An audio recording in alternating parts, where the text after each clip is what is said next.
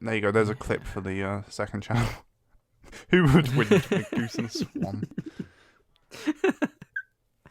So I also did a quick Google search for Yeah. checking that if the Queen owns all the Yep. swans.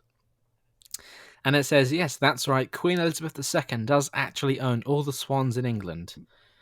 And a bunch of other animals too, So apparently. does she have like a population count of all the swans? So one hops Yeah.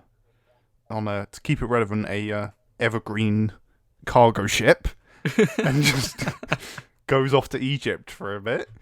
Then she'd know. Yeah. All birds are robots. Yeah. You got to change the batteries in Yeah. them. Yeah. That's Definitely. why they wanted us to stay at home.